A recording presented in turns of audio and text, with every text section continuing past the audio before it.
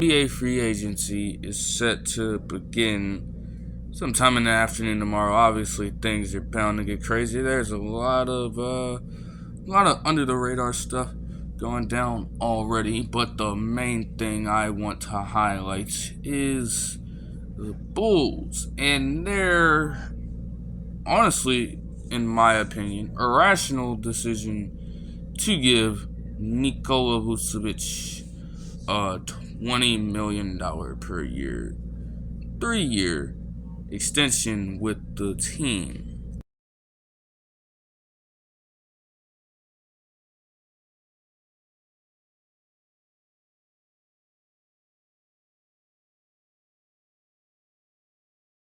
It's a weird situation because Nikola Vucevic, honestly, is not a bad player by any means. He's done really solid since he's been there, and obviously he was the bright spot on a terrible fucking Orlando Magic roster for years before he got moved to the Bulls. So, that's not the issue. The issue is that the Bulls are in this position where they are so damn mediocre to the point that they aren't remotely bad enough to get high draft picks every year to get greater chances at generational talents or high value players out of the draft, but they ain't even remotely good enough to contend. At best, for the past few seasons, they've been only a borderline playoff team, low seeding, having to rely on the play-in to get into the playoffs. And it's just like, nah, like, come on, you know what I'm saying? Like, why give a player all that money?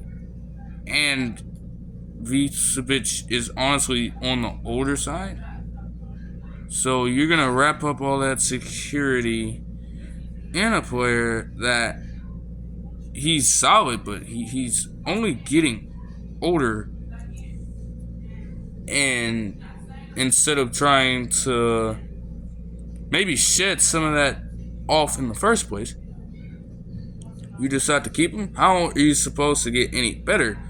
And it doesn't help matters that there have been reports that Lonzo Ball is slated to miss this next season as well. Incredibly unfortunate stuff, given his injury and everything. But sometimes you gotta take that other stuff into account. And you're like, is this supposed to make them any better? And what else are they actually going to be able to get remotely active in this upcoming free agency? I'm not too sure. Like, it seems at this point, you're just settling for that you're just settling for that middle ground. You aren't willing to take a direction into any extreme. That makes sense. You're not trying to rebuild, but you aren't making moves you should be trying to make to get yourself to a point where you can confidently say you are a contender, more than just being a first round exit that the fucking Milwaukee Bucks can beat up on every single offseason, or postseason rather, aside from the fucking Heat series last playoffs. But it's just like you're just doing all this to continue to be stagnant. I don't know what the thought process behind it really was. Again, he's not a bad player at all, but he's getting older, and the other players around him, like, what happens if Zach LaVine or DeMar DeRozan decide to go, or they get moved out of Chicago, but you have the security in for Vucevic already? Granted, LaVine has an extension as well, but let's say LaVine goes. Then what? Where do you think your team is headed then? Instead of saying, okay, like maybe we need to offload this and we need to try to do something that's gonna at least start up progression into either rebuilding or we're going even further. And honestly, I guess like with getting these guys, they've already went all in. I don't know how much further you can continue to string this thing along. And I mean, while he's not a bad player, it's clear that these core three players haven't done enough together to really warrant, like, if they actually had a fair amount of success, then you could say it's logical for them to do this, but they haven't. And now, if one of those players actually decides to go, then that whole plan is quite honestly ruined for those guys.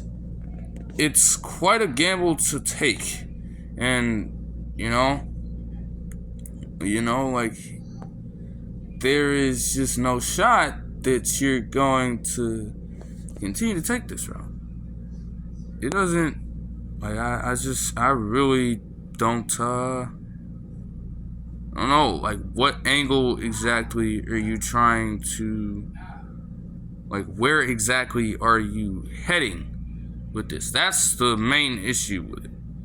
It's not even that it's a bad contract either. You can do way worse than $20 million per year for a player like Vucevic. Alright, but, like, where is this taking you? Did you make this move trying to initiate some other movements in another direction instead of just being at a stalemate for the entire time?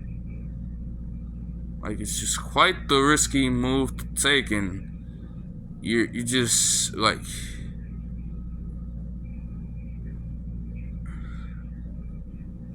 it is quite the risky move to take. Like, you cannot continue to play games like that, because eventually fans are just like, honestly, nobody will want to be the only reason people will remain Bulls fans is literally just because of their history, not even because of what they're doing in modern day. You don't want that for your fan base. You gotta, like, I need the Bulls to just, the next few moves, if they're able to make some, you gotta do this. You gotta do these things with some intent. Are you going to rebuild, or are you going to try to put yourselves in a better opportunity for contention for the playoffs, maybe even for the NBA Finals? The East is tough as shit right now, but you have to have some intent behind what you're doing, because honestly, with the core three already having the lack of success that they've had, there's just no reason to gamble on your roster, on your organization like that. And I guess on the subject of gambling, the NFL also recently made their final decisions for some recent violations of their gambling policy. So they ended up suspending 2 Colts corners and another player for their violations of said policy, and they're said to be pretty long.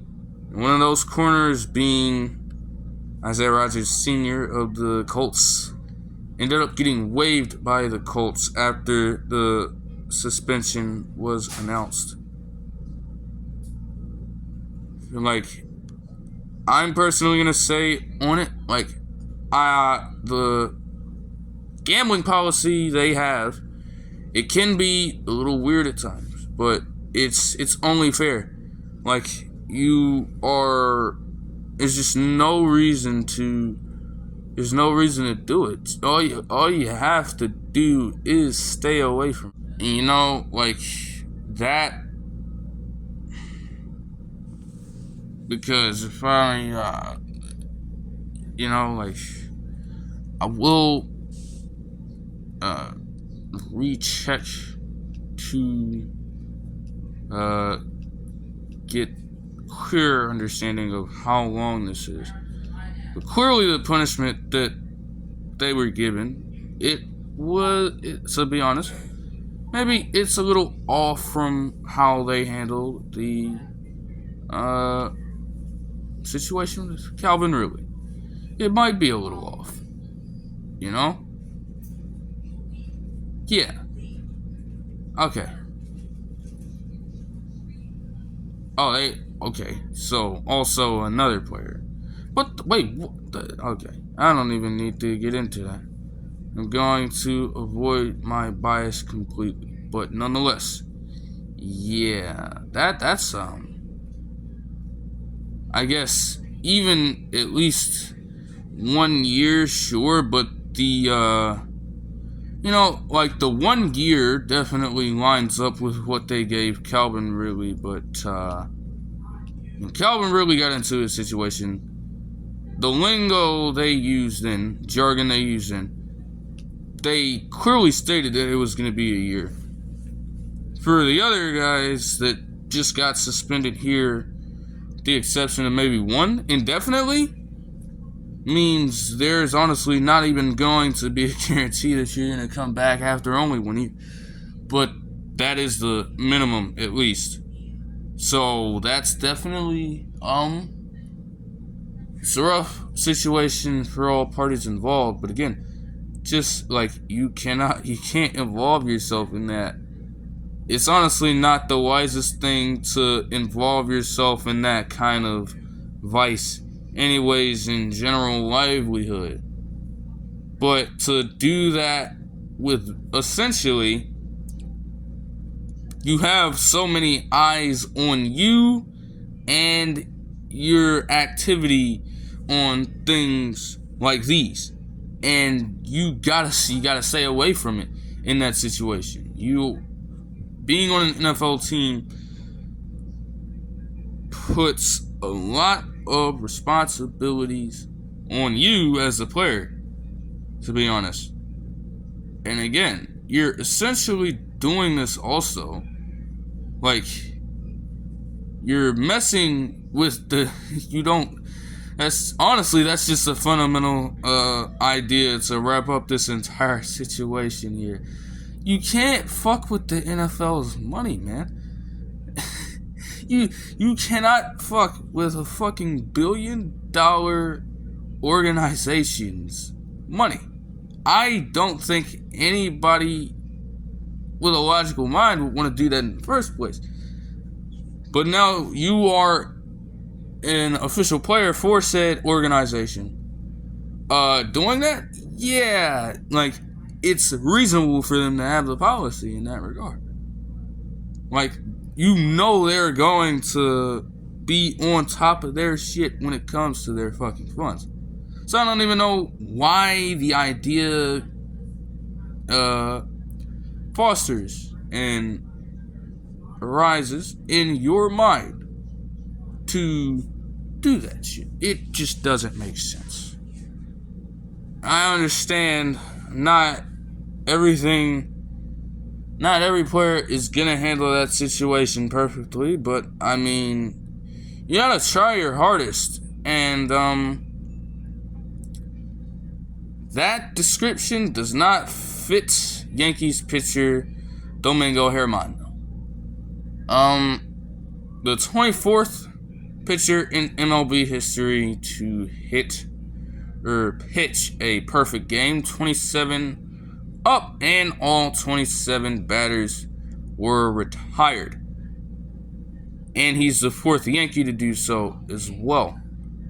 Perfect games are honestly incredibly rare, and the last one that happened before the night of June 28th, 2023, yesterday evening, actually was done by Felix Hernandez in 2012.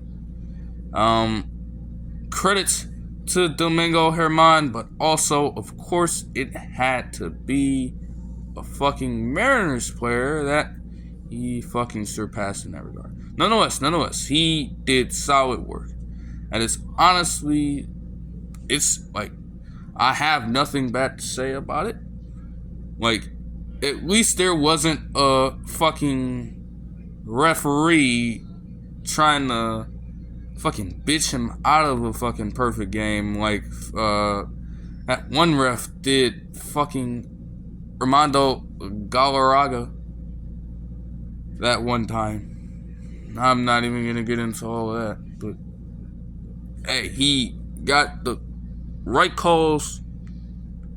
He just like, dog, nobody could get enough on the man to get a hit off him. And even if he ended up retiring just 1 or 2 batters, the way he was fucking pitching was absolutely amazing. Either way, with or without a perfect game, and to add icing on top of the cake, that was his first complete game in MLB, in his MLB career. That was his first complete game. So you gotta love that. He was able to play all the way throughout while playing well with that same mentality, with the same efficiency. That's just all the props to Germán. I can't say anything bad about that at all. Yeah, pretty wild past few days for sports in general. Some of the darker sided things as well, in terms of a few players passing away and things of that nature, but also some more lighthearted things. And then you have more tense moments relating to sports movement and everything like that. And these things here, it's only going to get wilder as free agency starts tomorrow, as the summer league is on the horizon, and you have all the stuff from the NFL. Actually, the NFL has like a compensatory, they have another type of draft coming up soon also. And then MLB is going to be getting an all-star break soon. Crazy shit going down. A lot more crazy shit's gonna go down pretty soon to end off the month and then start off fucking July. So, but that'll do it for this one. I hope you guys enjoyed the video, and I'll see you guys next time. Peace.